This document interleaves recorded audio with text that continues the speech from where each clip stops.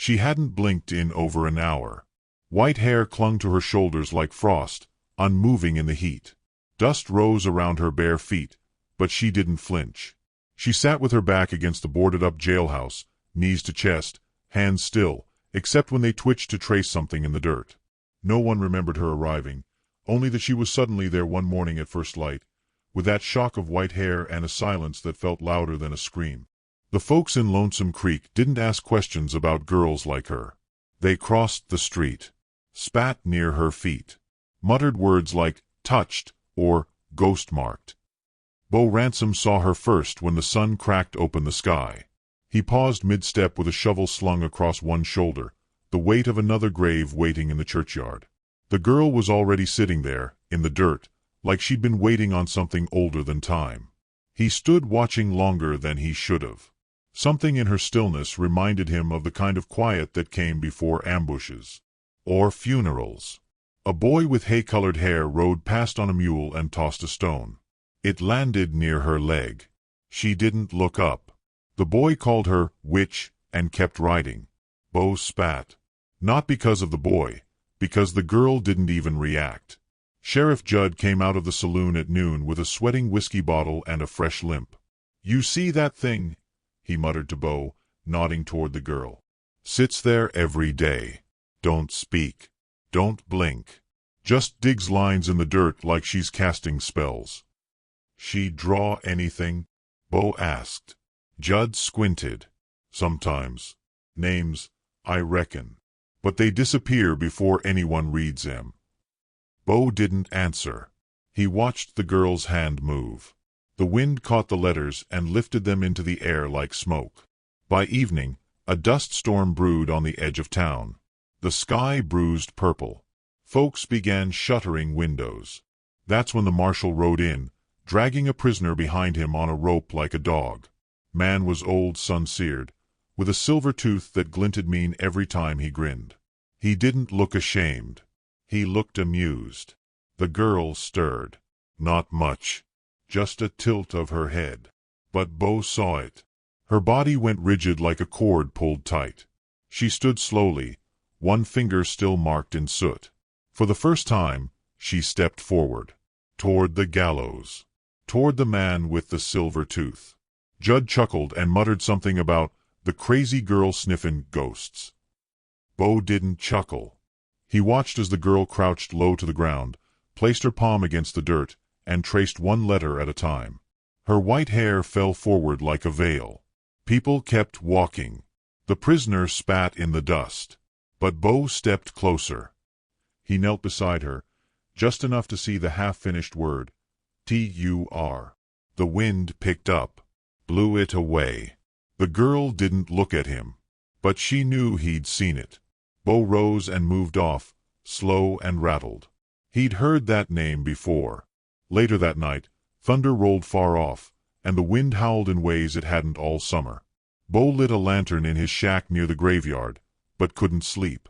Something gnawed at the back of his ribs like a blade working backward. He finally walked to the church where she sat again, back against the porch post. Lantern light cast flickers across her face. Dark eyes, motionless mouth, freckles smudged by ash. "You right, Turner?" he asked softly. She didn't blink. "Wasn't just a name, was it?" She reached into her skirt and pulled out something wrapped in flannel, a charred piece of wood. Smelled faintly of kerosene. She held it out, not for him to take, but just to show. Bo stared. That wasn't driftwood. That was a crossbeam. A child's crib, maybe.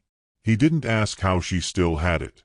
"I saw Turner hang a man once," Bo murmured. "Years back. Real calm about it. Claimed he was after justice." The girl finally moved her lips. Not a word.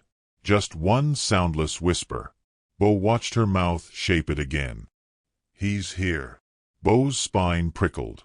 Next morning, Bo returned to town just as the prisoner was being marched across the square in chains, silver tooth flashing with each smirk. Folks gathered, jeering. The girl stood among them, silent, barefoot, unmoving, but this time her eyes never left the man's face. Bo caught the faintest shift in the prisoner's smugness. The moment he saw her, His smile twitched. Recognition. Bo saw it. So did she. The wind lifted again. Dust curled in the air. And she whispered again. Only this time, he heard her. He's the one who burned my family. Bo didn't move. But inside, something shifted. Because he remembered the fire, too. And he remembered being too late. At sunrise, the girl was already at the chapel steps, sitting as if she'd never left. The night's dust still clung to her white hair. In her lap, the charred stick lay quiet like a sleeping serpent. Bo Ransom watched from across the street, arms folded, the toe of his boot worrying the edge of a stone. The gallows loomed just behind her, fresh rope swaying like a noose teasing the morning breeze. The prisoner was still in the cellar, but the town was already preparing the show. He hadn't slept. Not really. Every time he closed his eyes, he saw the fire again, the one 4 winters past. The one no one investigated because the victims weren't white. A fire too clean for coincidence. A girl too silent for justice. Bo crossed the street slow, his boots scuffing the dirt like whispers. He knelt beside her again without asking. She didn't move. You saw him, he said. She nodded once. He handed her a hymn book from the chapel. On the back cover, still damp with morning dew, she used the charred stick to write again. Her hand trembled by the last letter. Bo stared at it. You sure? She nodded again. He flipped open the book. The last page was torn out, the edges ragged like it had been ripped in anger. He glanced at the church door. The hinges were loose. A black shoe print marked the wood. She's not welcome inside, came a voice behind them. Bo turned. Preacher Barrow stood with arms crossed and judgment painted across his face. Why? Bo asked. Because she remembers? She's sick, Barrow said. Possessed by grief, or something worse. It ain't Christian to indulge her hallucinations. Bo stood. And it ain't Christian to lock your doors to someone who saw their whole world burn. Barrow stiffened. That girl's been a shadow in this town too long. She brings unrest. She brings truth, Bo muttered, and turned his back on the preacher. The jail was quiet except for the flies. Bo ducked in and found the prisoner chained in the corner, legs stretched out like he was resting on a porch. You always grin like that when you see a gallows? Bo asked. The man looked up. Silver tooth glinted. I smile when people pretend they know what justice is. Bo crouched. The girl remembers you. I remember a lot of girls, the man sneered. None of them talk, though. Bo didn't bite. You ever go by another name? The man narrowed his eyes. Names are for graves. Bo stood and left before his fists answered for him. Outside, thunder cracked low and deep. A storm was circling, pulling at the edge of the hills like a dog tugging at a buried bone. Bo returned to the girl and gave her something wrapped in waxcloth, a piece of cornbread and dried meat. She didn't eat. Instead, she clutched the book again, opened it to the middle, and pointed to a faint name etched in pencil, nearly erased by time. Eli. Your brother. She nodded, barely. Bo remembered that name, too. A child's bones had been found, half buried near a well after the fire. Sheriff claimed wolves had gotten to the homestead first. No arrests. No outrage. Just a quick burial in the unmarked part of the cemetery. He looked to the chapel again. The preacher stared through the window, unmoving. You ever tell anyone? Her eyes flashed with something wild. Then she reached for the hymn book again, flipped to a clean page, and wrote slowly. No one listens. Bo looked at the gallows. They will now. That evening, townsfolk gathered. The rain hadn't started, but the clouds had turned thick and ugly, like smoke trapped in heaven. The girl stood by the church steps in the same thin dress, her bare feet red from the heat of the street. Bo watched from behind the water trough. The sheriff leaned on his rifle, chewing something bitter. Preacher Barrow stood at the front of the crowd, hands clasped like he was about to bless the noose. Marshal Boone hauled the prisoner up from the cellar. Chains rattled. The man walked with swagger, nodding to the crowd like it was a reunion. Then he saw her. She stepped forward. His grin faltered, not all the way, but enough. Bo caught it. The girl's eyes didn't waver.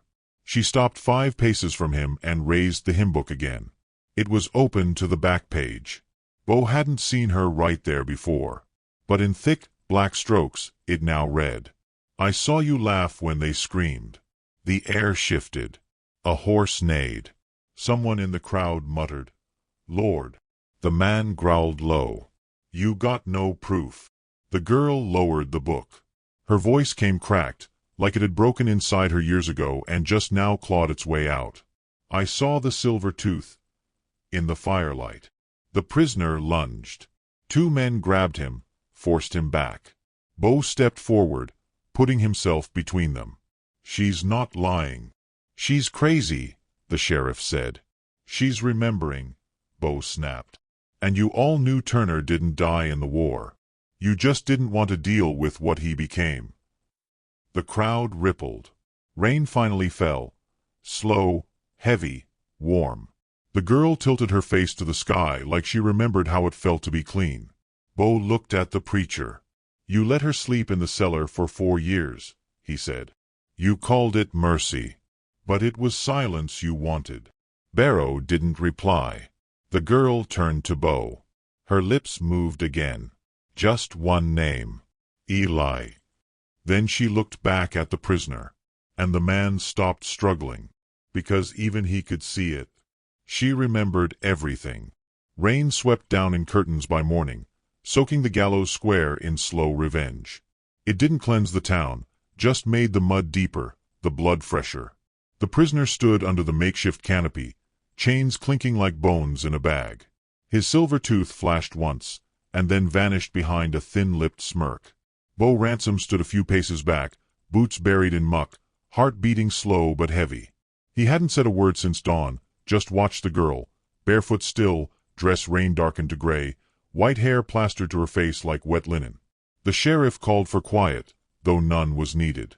The townsfolk stood in tense hush, more curious than righteous. No one trusted each other anymore. Truth had a body now, and it had white hair and ash on its hands. She stepped forward. Every head turned. She carried no weapon, no book, no father's name behind her, only the storm in her chest and a voice that hadn't been heard in 4 years. She didn't blink, didn't tremble. She simply looked at the man in chains and asked, in a voice hoarse but steady, "Do you remember me?" The man's lip curled. "You're a ghost." She took another step. "I remember the way your boots sounded on our porch. I remember my mother putting out the lamp. I remember my brother under the floorboards, praying you wouldn't find him." Silence broke like thunder in the crowd. A woman gasped. Someone shifted their feet. The sheriff looked away. The girl tilted her chin. "I remember the smell of burning wheat. I remember the silver tooth, shining while you smiled." The prisoner barked a laugh, but it was dry. "That proves nothing, Dot." Bo stepped forward, just enough to cast his shadow across the man's boots. "She doesn't have to prove it," Bo said. "You already did. When you saw her yesterday. When your smile dropped." "I didn't." "You did." Bo's voice hardened. "You flinched when you saw her. That's guilt. That's memory. And now she's not the only one who remembers." Marshal Boone opened his ledger. Prisoner gave the name Walter Grimm. No records before 1865. No church marriage. No land owned. "But I checked again this morning." He flipped the page, rain dotting the ink. Turner. Elias Turner. Confederate scout turned bounty killer. Dismissed dishonorably. Linked to 5 massacres. None tried. Last confirmed sighting, Lonesome Creek. A ripple went through the crowd. The preacher tried to step forward, but the girl raised a hand, just one small, dirt-lined hand, and he stopped like he'd hit a wall. "You knew," she said, voice cracking. "You knew who he was. You let me stay under your floor like a rat. You said it was God's will I stayed quiet.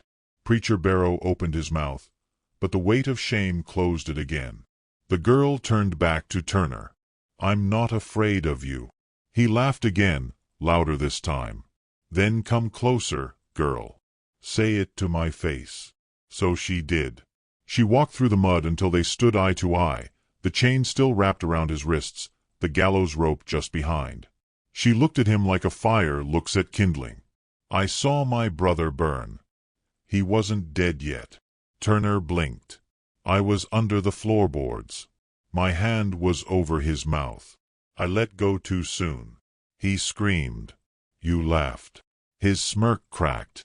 Bo stepped beside her, quiet but solid. His voice was low. "You ready?" She nodded. Marshal Boone gestured. "The girl's testimony's enough for trial in 3 counties. The sheriff sneered. "We don't need no outside trial." Bo didn't turn. "Then hang him." Turner shouted something, ugly, sharp, but it didn't echo. The rain swallowed his words like the earth taking back its secrets. The girl turned away, walking toward the chapel where no one had let her inside in years. As she passed the townsfolk, no one moved. Some bowed their heads. One man removed his hat. A child reached out and touched the edge of her sleeve like she was made of something holy. They hung Turner at noon. It wasn't ceremony. It wasn't revenge. It was something quieter. Something older. Like burying a lie with the bones it had broken. Later, Bo found her where the fire had once been. The old homestead was just a ring of stone and scorched earth, grass growing through memory. She sat beside the rusted remains of a stove, the flannel-wrapped beam in her lap. She didn't cry. He didn't speak. They sat in silence until the rain passed and the world smelled new. Then she did something small and sacred. She reached into the dirt and began digging with her hands. Slow. Purposeful. She pulled out what looked like bone, but no, it was wood. The charred remains of a sign. Letters barely readable. Z-A-D-I-E. "My name," she said, voice soft now. "Mama carved it before the fire." Bo crouched beside her, mud on his knees, heart open in a way it hadn't been since his son died. "You gonna keep it?" "No," she said. "And buried it again. I remember now. But I'm not carrying it." The clouds had scattered by the time they walked back to town. Zadie didn't look back. Which city are you watching our video from? Please leave a comment. Please subscribe to the channel as well. Thank you.